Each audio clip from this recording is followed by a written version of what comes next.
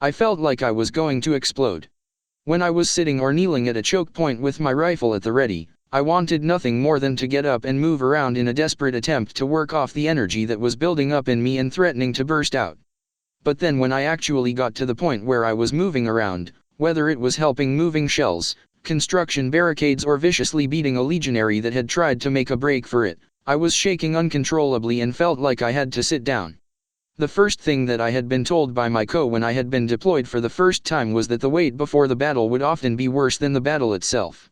It was a fact that had been pile-drived into my head over my 2 centuries of service, as my co had been proven right more times than I could count, but this was easily far worse than anything else I had ever had to deal with. Word had come down, the Chaos Lord had launched her fleet 3 weeks ago, it was heading straight to Wasteland. Even with the black sorcery she was using to speed up the transit, warp travel from a distance that great took time. But now, they were due to arrive any day now. I had a plan to carry out. If I fucked it up, don't think like that. You okay? I blinked and looked to my side. My daughter was sitting next to me with her wife, both of them with cups of steaming recaf in one hand and protein blocks in the other. We were sitting on the ramparts of one of the many bases that dotted the perimeter of one of Wasteland's cities. One of the ones on the shitty little island continent that would most likely be the point where the Chaos Lord would try to make a breach. The base itself was a decent-sized thing, small compared to the mighty mountain fortresses that the Imperium was capable of building, but seeing as how this base hadn't been here a few months ago, it was a sturdy thing. Strong walls, heavy gun emplacements, and thousands of soldiers manning it. By some massive stroke of luck, they even had a space marine. Would it be enough? How can I be? I said simply. This whole mess? Not a single thing about it is okay, I said, doing my best to only let a little bit of my bitterness slip out. I can't do this to her, not now. She's been hanging over me for half of my life, and just when I was finally starting to be happy with my life, she comes roaring back. She just couldn't go off to her little corner of the galaxy and die. Or, I don't know, work on raising her little shit of a son. Look, not to be an asshole, my daughter-in-law said, but you killed her son. Is there any chance that she, you know, might try and get some form of ironic revenge on you? She tried to keep her tone casual, but her eyes kept darting towards her wife, naked fear evident in her eyes. I didn't blame her. I had spent countless sleepless nights wondering the same thing, terrified that she would go after me through my daughter. I don't think so, I said honestly. I've been thinking about it, and I don't think that's her style. It'd be poetic and karmatic, but at the end of the day, it wouldn't kill the person that killed her son. She doesn't even know that I have a daughter. She wants my head, my suffering, she wants to take my life and snuff it out when she's finally bored of torturing me. So no, I don't think so. I mean, no more than she wants to kill you for being an Imperial soldier that's standing between her and her revenge.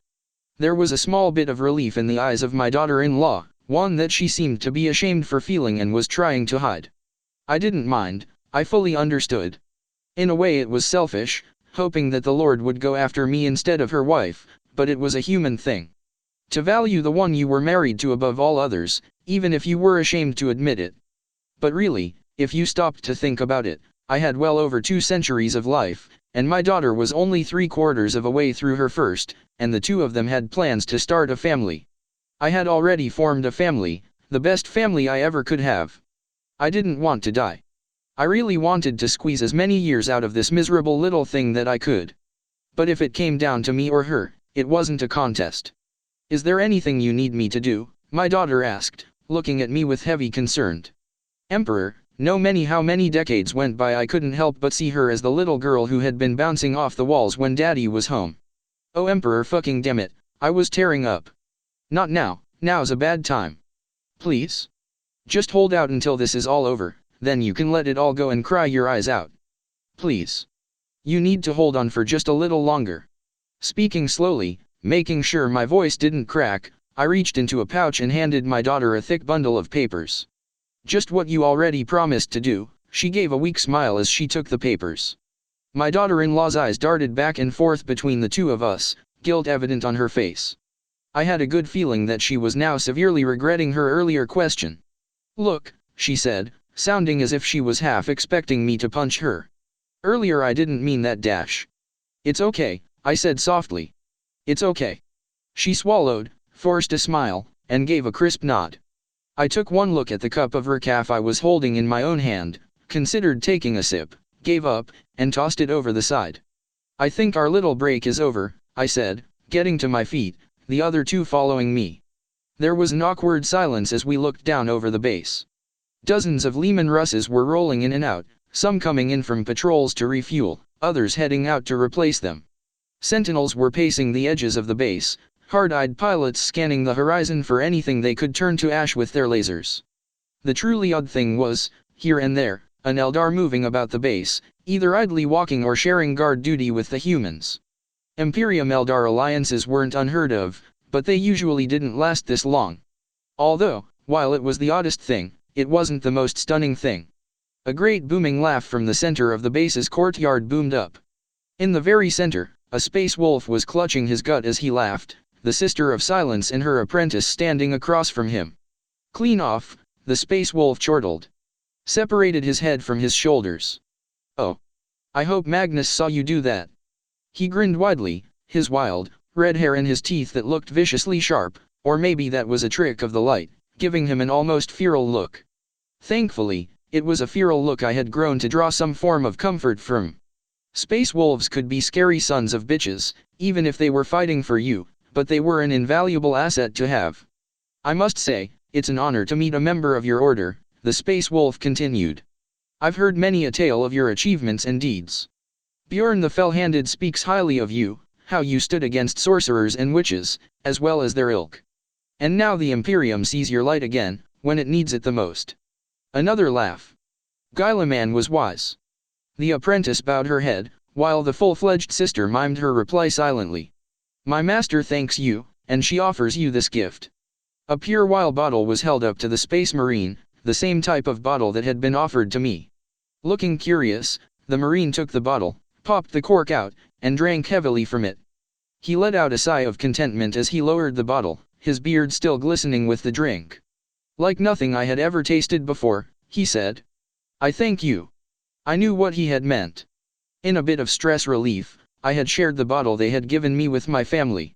I tried to not be a profound-sounding twat for the majority of my life, but the only words that could accurately summarize it was that it tasted like liquid gold. When I was a stupid little kid, I had heard that phrase before to describe some cheap shit that had been brewed in my father's bathtub. My imagination had run wild on what something like that would taste like before my dreams had been brought down by the cruel heartless bitch known as reality. That golden wine though? It had tasted what the young me had imagined a drink of liquid gold would taste like. I'm Brand, company champion of the 4th Company, the Space Wolf said, bowing slightly to the sisters. My captain bid me come here. Many of my company died nobly fighting this slave of chaos the last time she rampaged across the Imperium, and I was ordered to avenge them. The old wolf would have come to avenge such a slight, but he is busy contending with the forces of the traitor Magnus. A look of disgust coated Brand's face before he continued. I must admit, I am uncomfortable leaving the side of my captain, but I was commanded to by the great wolf himself. But I must admit, I am glad that Space Wolves and Sisters of Silence are fighting against the enemies of man side by side once again. Another series of gestures from the Oblivion Knight.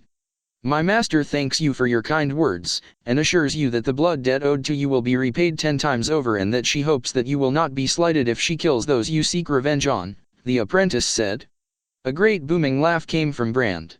From one who has such a noble and respected history with our chapter? I think not.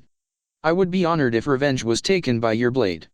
Though I do thank you for asking, you show far more respect than the lion ever did. Another laugh. A jest of course. I've met many a noble lion. Grinning widely, the space wolf heaved the massive power axe at his side and the shield at his other. A shame more wolves could not be here, though I suspect our rune priests are glad to have distance, no slight intended. The elder sister gave a silent shake of the head, something even I could tell meant that no offense was taken. I'm surprised so many of the Eldar are so close to you though. Or, have they learned how far they need to stay away from you? I had a gut feeling the wolf was onto something with that. Each Eldar did seem to be taking great care to not go within 100 meters of the sisters. They probably thought themselves the type of person that could strike that delicate balance and be close enough to contribute to the battle while not killing themselves by accident. I wonder what would happen if I shoved one in the direction of them.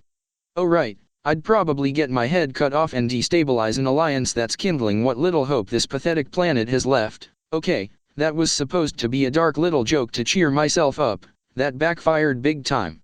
Okay, I said, trying to focus on anything else. I think we should hook back up with the Colonel and see if the door leading down to the interior of the base was kicked open and my Vox operator came bursting through. The rest of my platoon, what was left of it from that disastrous patrol, right behind her. Sarge, she heaved, holding up the receiver of her Vox set to me. It's the Colonel. Said she needed to speak to you, top priority. There was not a single way in which this could possibly end well. That receiver was essentially a pistol that I was being asked to use to shoot myself in the head with, and there was no way to avoid taking it. Gingerly, treating it like something that could blow up at any second, I picked it up and held it to my ear. She's here, a voice said. A calm but strained voice, the voice of my commanding officer of the last century. Warp ruptures are opening by the thousands. Most of it looks like transport ships, but she's brought every last warship she has to bear too. Do what you need to do. Everything we discussed has been arranged. The fleet will do what it can, but that's a slim chance. Good luck, Sergeant. Ma'am, I replied dumbly, not knowing what else to say. Limply, I let the receiver fall with a clatter to the ground, my operator hastily crouching down to pick it up. I felt a slight pang of guilt for doing that to her, but it was overwhelmed by the return of an old, terrifying feeling. The gnawing in my bones was back. Once again, it felt like tiny little monsters were crawling around the inside of my bone marrow, chewing away from the inside. Except it was somehow even worse this time. I took a quick look around, and at a glance, it was clear that word was making its way down the chain of command. Many soldiers, around half of them penal legionaries and around a tenth of them their Arbit's handlers, were glancing up at the sky or nervously checking their weapons. The rest were assuming their positions along the walls, sandbags, gun emplacements and every last other defensive position we had set up, while the tanks, massing together into a mob of a few hundred, rolled forward to form a multi-layered defensive line in an arrowhead formation. Normally, the sight of so many Lehman Russes, with a few variants noticeable among them, would be comforting. Right now, I wish we had Baneblades instead. Form up with the rest of your platoons, I said, turning to both of my daughters. Do whatever you can and whatever the Colonel tells you to do. That's the only way the two of you stand a chance of getting out of this alive, got it? Instead of a response, a pair of arms were thrown around me and I was pulled into a tight bear hug. Normally I would tell my daughter that this was a bad time, but right now I couldn't give less of a shit if I tried. I hugged my little girl as hard as I could, doing everything I could to not start crying because if I did I was terrified that I would slip into a spiral so bad that it would end with me eating my gun. You gotta go, I whispered. I know, she said, breaking away, a sad smile on her face. I love you. She unholstered her grenade launcher with one hand, and gently brushed my forehead with the other. And I will always be proud of you, her voice echoed in my mind. I gave a weak smile. There were benefits to having a psyker for a daughter. Me too, on both accounts I thought back to her. Still giving me that sad smile, she turned and took her wife by the hand. They were both gone, lost in the sea of bodies that were surging in and out of the base, assuming their battle positions. Rifles were aimed over walls and sandbags, mounted weapons were placed and grabbed, munitions were topped off, and everyone settled in for a fight that they had been anticipating for months. I ordered my platoon to a position on the second level of the base, near the right wing and just in front of a heavy set of AA batteries. Several of my men took up a pair of Loss cannons that had been positioned there, while two more took up mounted heavy bolters. This base was well fortified for its size, and it was clear that Chaos wasn't going to be taking it without a fight. I just hoped it was enough of a fight. I checked my Hellgun one last time, took up my position at the center of the fortifications, and I waited. Up in the heavens above, I could see faint stars blooming into sight and flashing brightly. To the unwary eye, it would look like a meteor shower. To the experienced veteran, it was hundreds upon hundreds of warships clashing against each other, vaporizing each other and the burning husks of those that were vanquished being vaporized by the atmosphere. Countless people were dying right now, and I could only hope that they were ones we didn't care about. Then, a deafening noise filled my ears and a bolt of red energy arched upwards, in the direction of the flashing stars, a volley more following after it. Planetary defense cannons that were assisting the fleet. The problem was that, Due to the short notice with which the Imperium had time to respond, the anti-space capabilities on this continent were the weakest across the entire planet. The Chaos Lord no doubt knew this, and I doubted she was stupid enough to launch an attack on a section of the planet that was too much for her to handle. I didn't tell anyone this. For an agonizingly long time, this continued. The stars continued to flash, lasers arched upward from surface-mounted cannons, and we all had to just sit and wait for something to happen that we could do something about. A faint hope blossomed up in me, foolish as it was, that the Navy would stop the invasion before it began. Crush the Lord's warships and then crack her transports wide open, leaving billions of Chaos servants to die in the vacuum of space. And then the dropships appeared. Valkyries, Vendettas, and Valkyrie Sky Talons, gunships doing what they were made to do, but also Aquilaya landers, Arvis lighters that had weapons crudely bolted on to transform non-combat aircraft into frontline dropships. So many of them that they become a blob with specks of light poking through as they tore towards the planet's surface. The occasional thumping of the anti-orbital lasers was quickly drowned out as the AA batteries behind me lit up. An overwhelming cacophony of lasers, bolters, and heavier cannons being fired, not just from behind me, but from other batteries from within our base, from nearby bases, and from within the city itself. All of it rose up in a solid wall to meet the oncoming craft, which was so densely packed that aiming was hardly needed. Explosions dotted the skies above, drowned out by the roar of Emperor knows how many weapons firing in unison, but still shining brightly as hundreds of Chaos aircraft were destroyed long before they could reach their destination, a number that easily became thousands as the minutes stretched by. A small part of me took comfort from this. All those dropships being destroyed, along with troop transports being obliterated in orbit, translated to hundreds of thousands of Chaos soldiers and warriors being killed before they ever got a chance to fire a shot. The craft that was supposed to take them to glorious battle had become their coffin and funeral pyre both. Every bit of training they had, every weapon they had been given, every last bullet and power cell they had been equipped with, all of it was gone before any of it had been used to hurt or weaken the Imperium. And yet, this only blunted the enemy's assault, the first of what would doubtless prove to be many. Minutes dragged on, and the wall of AA fire continued to claim hundreds of Chaos craft a second, but the massive wall of hulls was too much for the Imperium's defenses. Many of them were starting to land, disgorging their cargoes of men and machines of war. To our direct east, I could see flashes of loss fire, tracer fire and exploding shells that indicated that Chaos thralls were attacking the walls of the base directly. If I squinted, I was also fairly certain that I saw a Baneblade firing its main cannon and blowing a hole in the defense perimeter of the base. I looked away, I had my own fight to deal with. Counter-fire from the enemy aircraft was starting to rain down on us. It wasn't as accurate as our AA fire, as the enemy craft doubtless had to fire while also attempting to avoid outflank and while also avoiding crashing into friendlies, but there was a lot of it. Bolter rounds raked the ramparts as they tried to reach the AA guns, a poor few bastards being reduced to clouds of red mist when they were hit, and I pressed even further into cover with the rest of my platoon as a response. There was an explosion behind me and I had the sinking feeling that we had just lost a couple of our AA turrets before the hostile fire abated. For a second I was relieved, but then my instincts kicked in. If dropships weren't firing at us anymore and we didn't have enough firepower to take them all down, then they had landed. I poked my head up. Sure enough, while countless dropships were still coming down, hundreds of them had landed. In hindsight, it seemed that the fire we had taken had actually been a handful of cocky pilots attacking the base directly, possibly in a suicide mission, because the stream of hulls heading downward didn't seem to be firing back. They did seem to be taking fewer losses though, having fled to a point farther away from our defensive lines. Our more heavy and long-range AA weapons were still claiming dozens of kills each second. Each time a heavy-mounted laser cannon throbbed, an explosion noticeably erupted in the distance. The bolter's shots weren't getting as many kills from this distance. Though the plus side was that only the occasional bit of enemy fire found its mark at this range. And then I heard it. The chanting. Chanting in foul, inhuman tongues that I had heard far too much in my life. In the distance, I could see them. Hundreds of thousands, maybe more, some of them wearing work clothes, others rusted bits of armor, a good portion in defaced Imperial Guard kit and here and there one in custom armor with the runes of the Dark Gods on them. The tide of chaos, looking to wipe us all away. And with them, tanks, APCs, sentinels, and everything else someone would need for a frontal assault on an enemy line. all of them moving towards the line of bases between them and the city. Fire!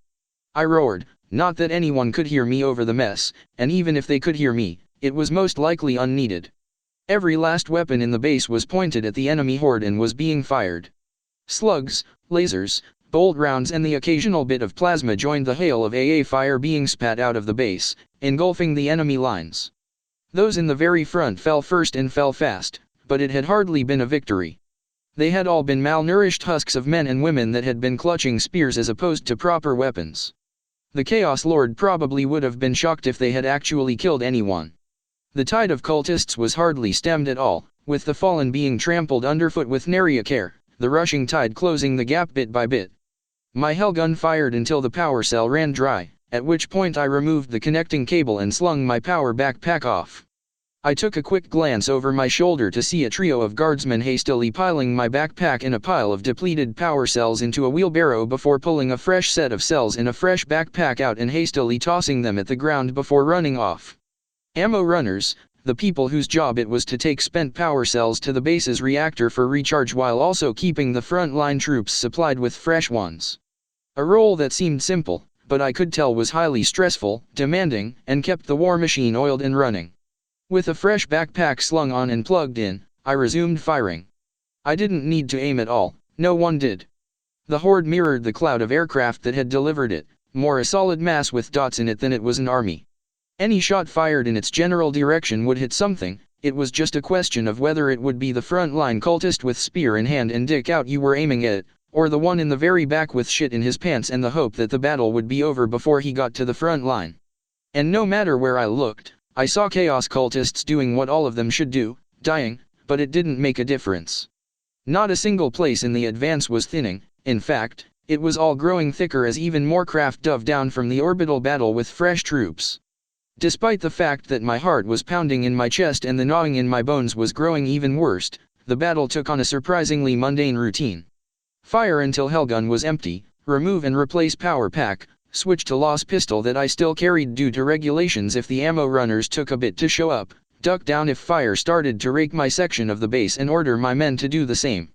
All the while, the roar of weapons all merged together in an incomprehensible mess, vehicles exploded, and no amount of enemies fell that put a dent in the incoming rush.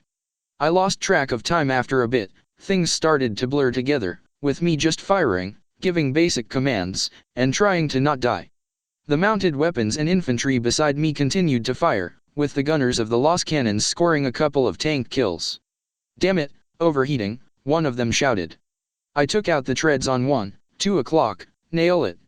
There was a flash of red next to me and a hoop of laughter that I assumed meant another enemy Lehman Russ had gone up in flames. One thing that was changing, however, was that we had reached effective combat range for the tanks.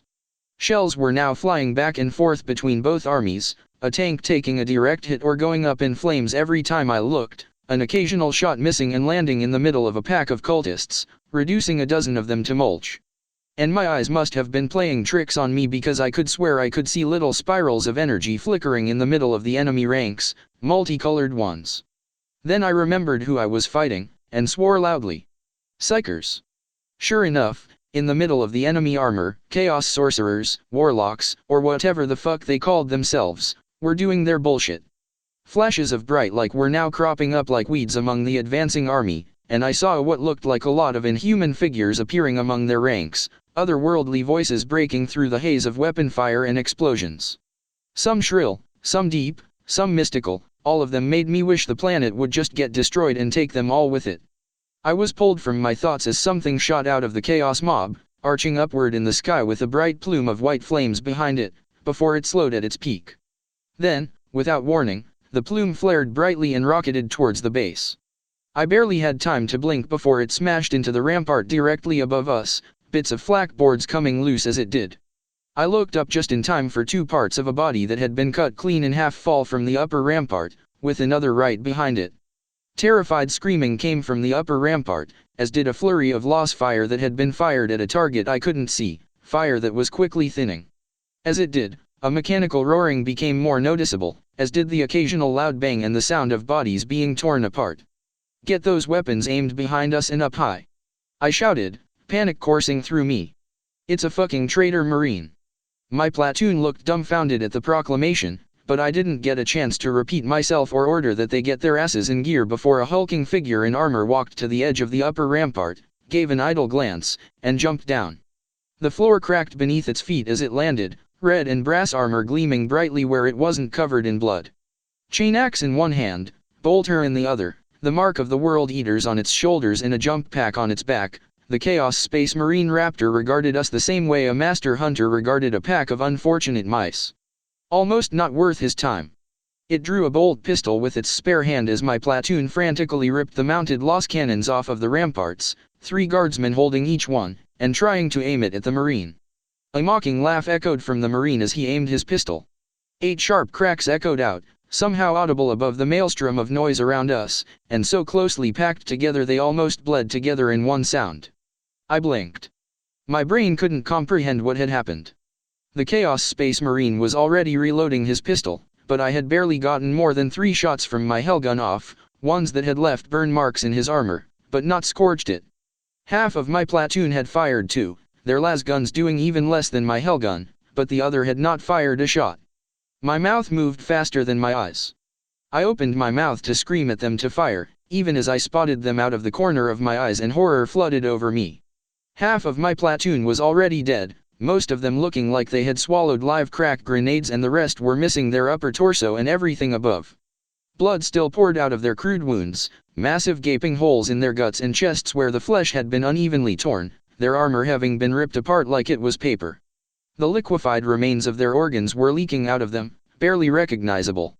The ones that still had faces had no signs of pain on them, their deaths had been too quick for them to understand for what was happening, that a .75 caliber explosive round had pierced their body and detonated. Fired by a 10,000-year-old warrior who had betrayed the Emperor. And was now readying his axe. Blood for the blood god. A lunge, a swipe, and another trooper was cleaved in half horizontally. The Marine's arm didn't even slow down as it tore through flak armor and flesh. The Marine was exerting the same degree of effort that I would exert to swat a fly, maybe even less. Thrice more it swung, each time splitting a trooper in half. It wasn't reacting to the shots bouncing off of it, even the ones that were actually managing to dent its armor he paid no heed. It didn't care. It didn't need to.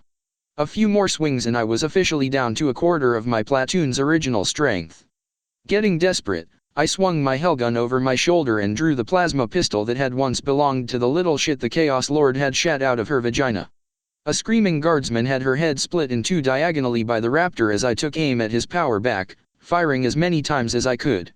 Praying, hoping that the Emperor was watching me and would guide my plasma bolts true, what with it being the only weapon I had that had a chance of seriously hurting the Marine.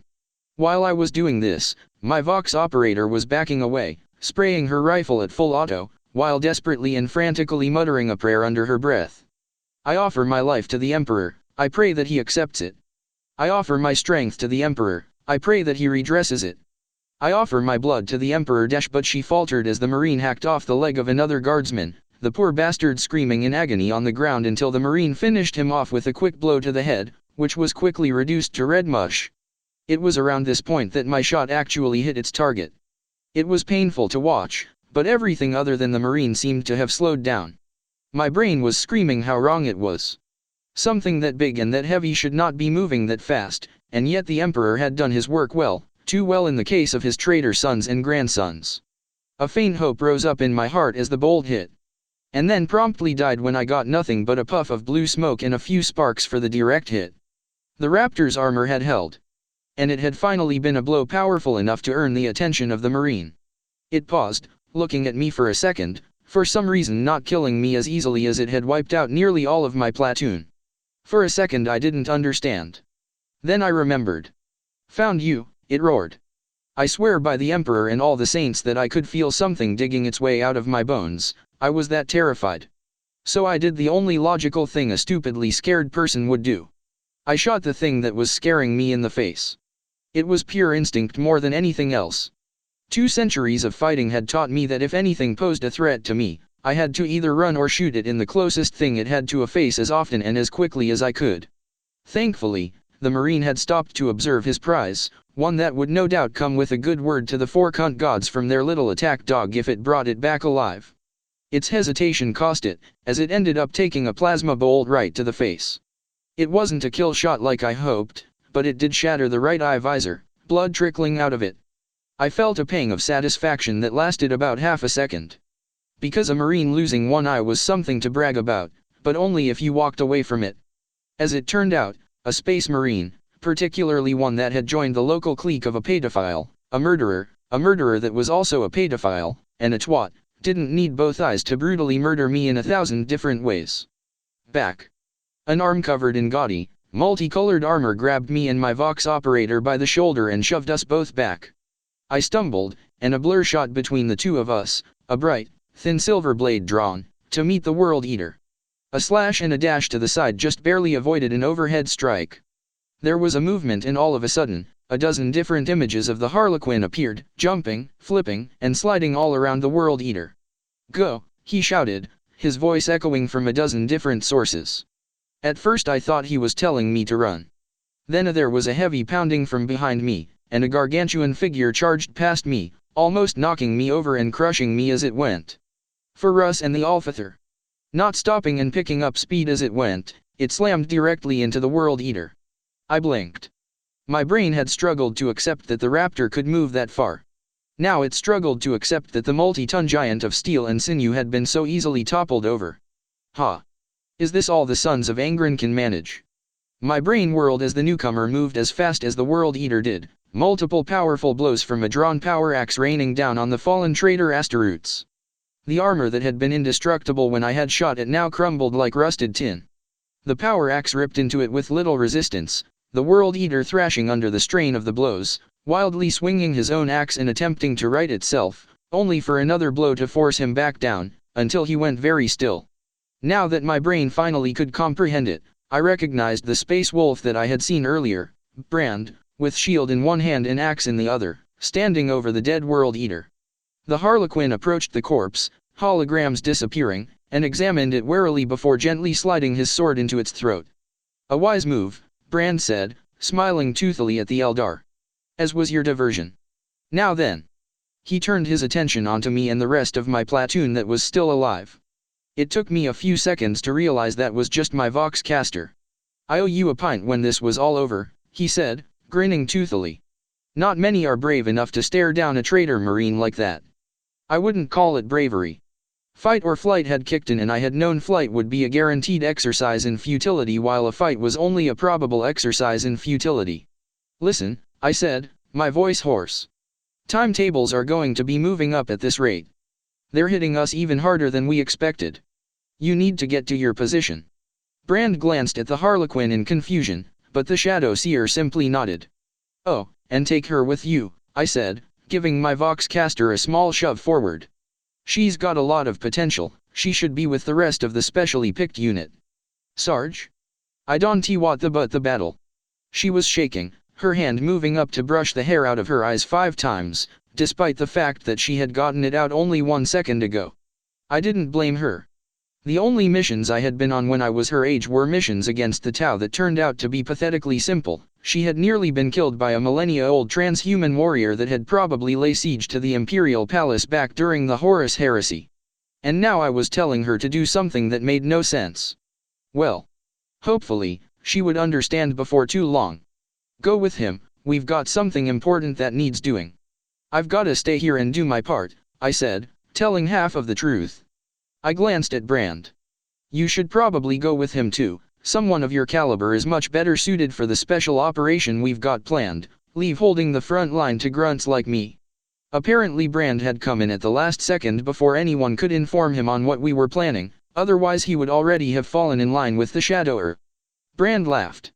"We shall see, if there are more traitor Marines to kill," Brand said, still grinning. "Loyal servants of the Emperor are counting on me to protect them from those turncoats. I shan't be failing them." I could very much respect that stance, yet at the same time wanted to shout that he really needed to go with the knife-eared Xenos. Before I could push the point any further, there was a deafening explosion from the front of the base. My heart sank. That was rarely a good sign. The Shadowseer's hand darted forward, hooking underneath my Vox caster's arm and pulling her away with ease. No doubt the Eldar was stronger than humans. The prick.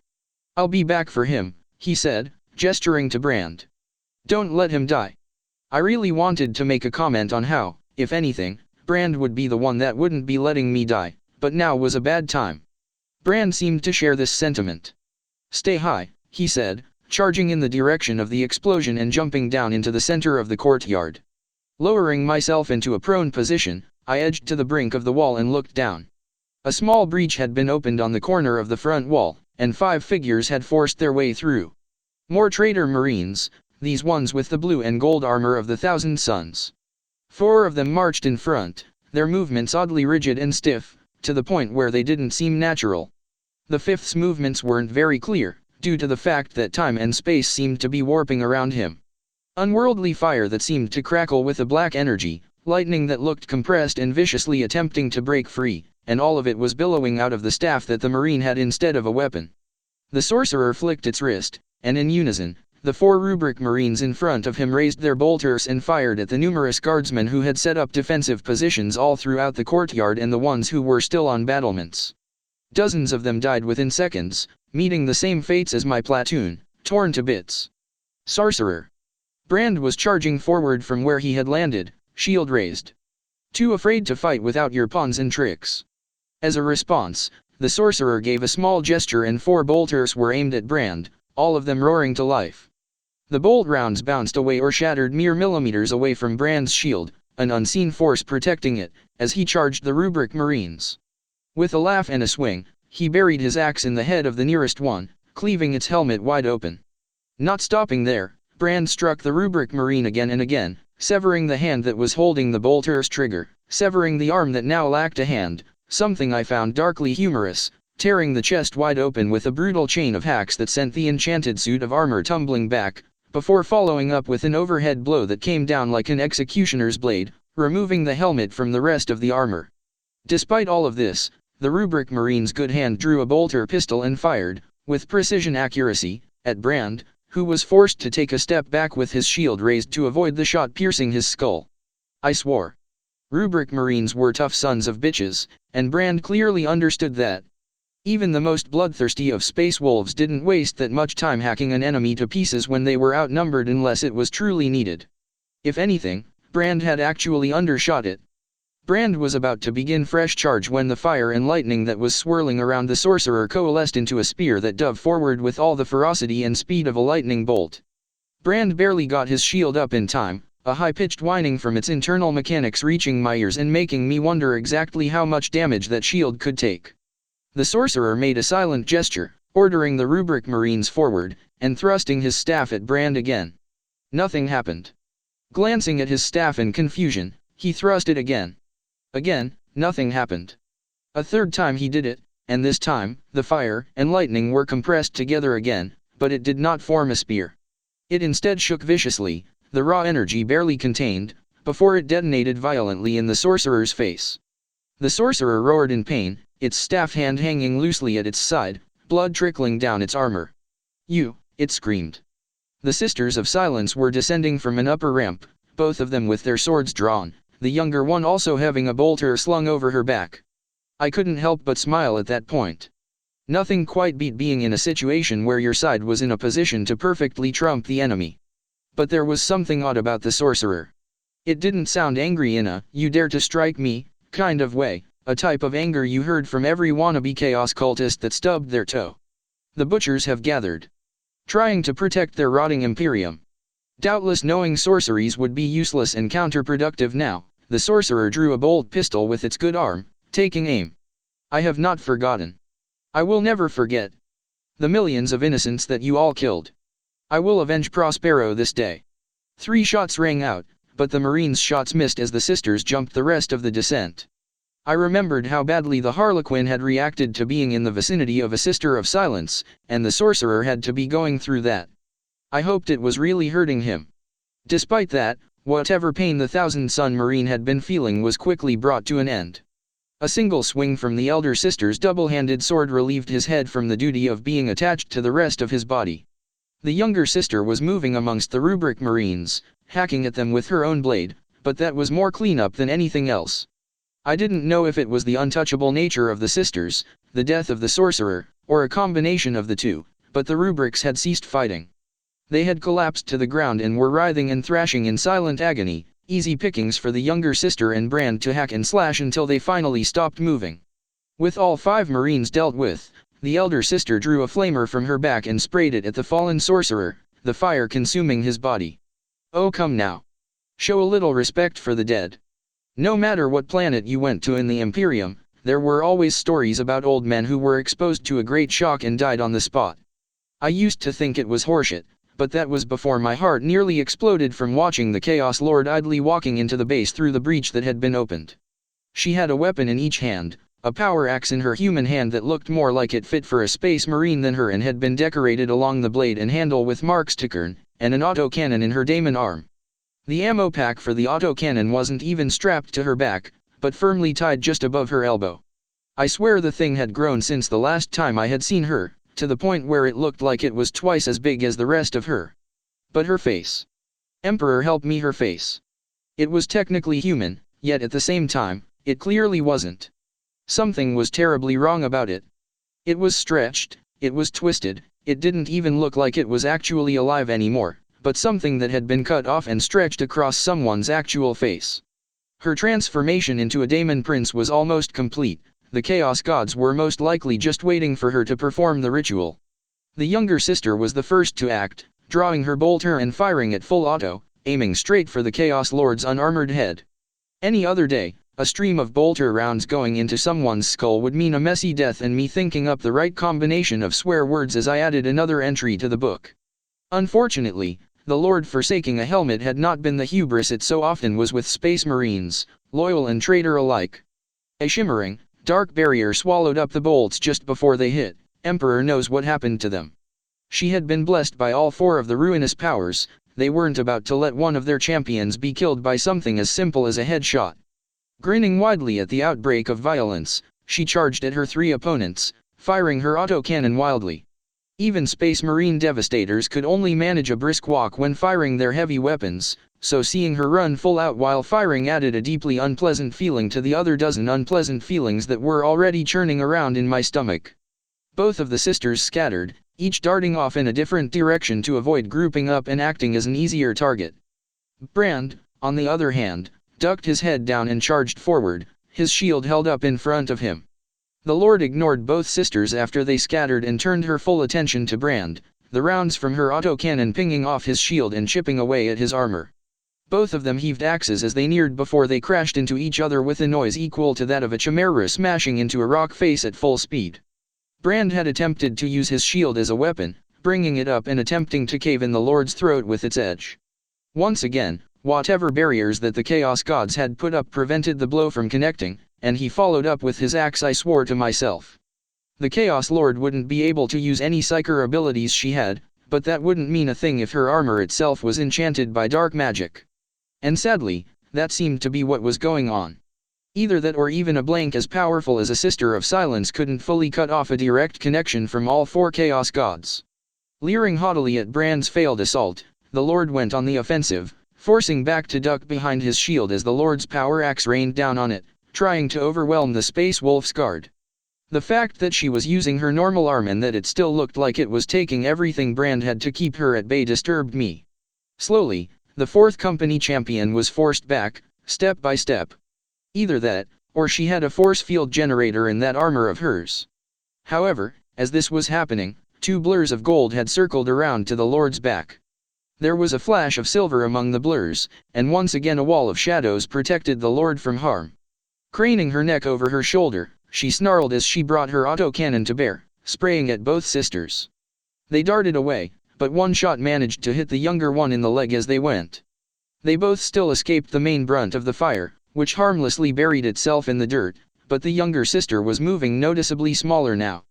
There was a noticeable limp in her step as bright red blood dotted the ground behind her. I wanted to look away so badly. The scales were starting to tip, and not in our favor. While her attention had been diverted, Brand had lowered his guard for a brief moment to make a quick hack. Not at the Lord's body, but at her arm. Specifically, the case of autocannon rounds. For whatever Emperor-blessed reason, it was outside the barrier that was protecting the Chaos Lord and the edge of Brand's axe bit into it.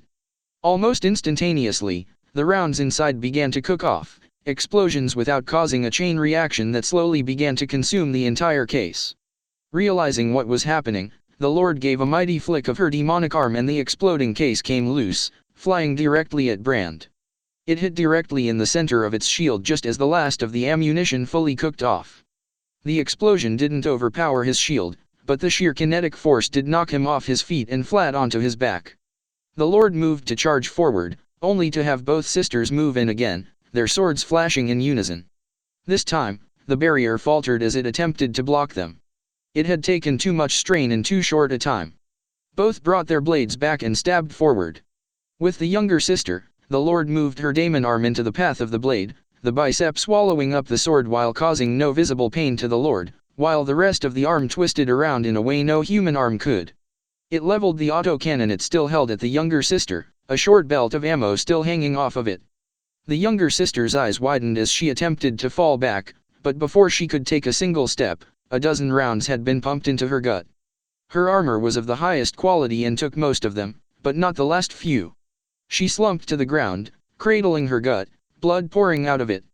On her other side though, the Lord did not fare as well. She attempted to stop the elder sister by splitting her face in half with her axe. However, with her attention divided, the elder sister was able to slip under the blow and shifted her grip on her sword as she did. Instead of stabbing, she did a rising slash upward, right into the Lord's armpit. There was a roar of pain and anger as the Chaos Lord's arm went flying into the air, the hand still firmly clutching the axe.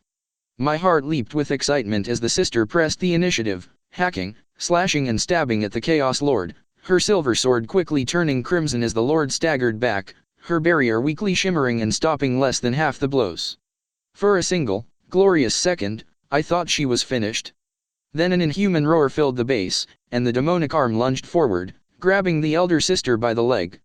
Before she could react, she had been lifted up to the apex of the arm's height, which looked like a good dozen feet from this distance, and then brought down hard. Seething with rage, the Chaos Lord heaved back and forth, swinging the Sister of Silence over her head and onto the ground like a rag doll. A horrific crunching noise was barely audible each time it happened, as the sister's golden armor was stained with dirt and blood. Her struggles growing weaker with each impact, the sister glanced at the hand gripping her, slashed at it with her sword, and there was another roar as one of the fingers fell away, the sister tumbling to the floor, freed. But she was in bad shape. Her armor was dented all over, blood was leaking out of the gaps, and while she got to her feet, sword in hand, she was moving at half the speed she had before. The Chaos Lord took a step back, heaving deeply, and glared at the sister. "Well, the stories live up to reality," she said with what sounded like grudging respect in her voice. "You really are the deadly sword masters everyone says you are." The elder sister didn't reply. "Right, the oath," the Lord said, sounding annoyed. "Though, I have to say, this one isn't quite as good," she said, staring at the younger sister, who was still lying on the ground nearby. Without warning, her armored foot shot out and slammed into the back of the younger sister, pinning her to the ground. With a single fluid moment and with such ease it didn't seem real, the Lord seized the younger sister's left arm with her demonic limb and, with a sickeningly wet tear, ripped it off. The younger sister's mouth opened in a silent gasp of pain as the Lord lifted up the gold-clad arm, examined it, and then placed it on her stump. There was an eerie glow and what sounded like faint chanting, and then the golden arm began to flex its fingers, holding them up to the Lord's face. "That's better," she said. "Not a fan of gold, but the armor is master-crafted." Kneeling down, she picked up the wounded sister's sword in her new hand. She looked up just in time to see Brand slam into her shield first, pushing her off the younger sister and back against the wall of the base. As she was slammed against the perimeter, Brand swung his axe, only to again be stopped by a shadowy mist surrounding the Lord. Her barrier had recharged. "No helmet," she hissed. "Shame. I could have used another."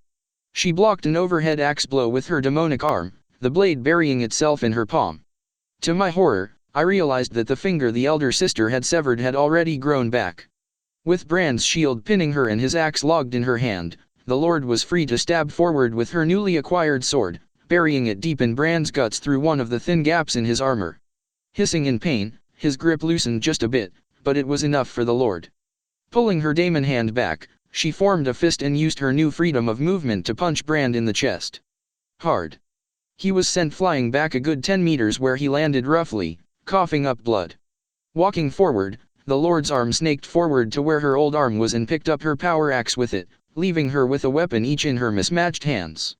Both Brand and the elder sister gingerly got to their feet, the elder sister standing protectively in front of her apprentice, weapons ready. But they were both bloodied, their wounds mounting while the Lord healed herself. They were even down an ally. Was no way that they were winning this fight. So I did something stupid. Standing up, I fired a burst at the Lord before I cupped my hands to my mouth and screamed at the top of my lungs, "Your son died the way he lived. Like a little bitch crying for mommy. I was dead. I was fucking dead." My body had deluded itself into thinking that because all of my organs were still functioning properly, I was alive. But I knew better. The most powerful woman in the sector, the one who wanted me in agonizing pain, and I had taken a fresh wound and not so much poured salt on it as much as I did blast industrial-grade acid on it with a Nova cannon. The Lord paused, before slowly turning her head to look at me. I had expected boiling rage, possibly for the last remains of her human face to fall away and reveal the daemon that had to be hiding behind it. I was surprised. There was no anger on her face. She looked as if she couldn't decide whether to be mournful or weary. For a split second, her face was that of a normal human woman, an exhausted mother. "I know he did," she said, and even though she spoke softly, I heard her clearly over the sound of millions of penal legionaries and cultists clashing against each other. Chaos sorcery was doubtless a factor there. His last words were to cry out for me. Telling me to avenge him. To kill you. She bared her teeth, her eyes narrowed. Initially, she hadn't been mad, but she was clearly working herself up into a rage. "He told me to kill you," she repeated, her daemon arm curling into a fist. "And I will kill you, but only after I have grown bored of the noise of you begging for mercy.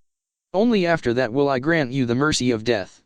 Her grimace vanished and was replaced by a smile. The things gnawing in my bones felt like they had burst out. This was more in line with what I had been expecting. She was staring me directly in the eye, smiling widely, and it was the most fucking terrifying thing I had ever seen in my life, no hyperbole whatsoever. It was a smile that was too wide and had the telltale signs of someone who was thinking particularly violent thoughts right before they moved to enact them. Stretched inhumanly by the Chaos Lord's not quite right face, it felt like a bloodthirster was hungrily eyeing me, with one hand rubbing a stomach and the other readying the axe. "Run," a voice in my head roared. In my life, I've learned that there are times when you need to learn to take the voices in the back of your head seriously, and times when you need to ignore them. This was a situation in which I needed to treat the voice in the back of my head like it was the Emperor himself mandating his divine will to me. I turned and threw myself over the far side of the base, toppling down the far wall and fell 2 stories to the ground. I hit the ground hard, pain blossoming all over my body, but it was hard to notice it when the voice was screaming, "Move your fucking ass," and I was back on my feet within the blink of an eye. My eyes darted back and forth before I spotted what I was looking for, my way out. A large access hatch that permitted access to the sewers that ran below the city, oversized like everything else the Imperium built. I tore the hatch open, grabbed the sides of the ladder, and slid down until I hit the bottom. A horrifically rancid smell assaulted my nose, the scent of a city's waste wafting around me, almost distracting me from my need to keep moving as fast as I possibly could. Thankfully there was a walkway next to the free-flowing sewage, one that had been put in to allow workers easier access, and I ran as fast as my mismatched feet would carry me, ducking into as many side passages and narrow corridors as I could. It could have been my imagination, but I could have sworn that I heard heavy footfalls behind me, broken up only by the sounds of masonry and metal being smashed. She was right behind me. "Move,"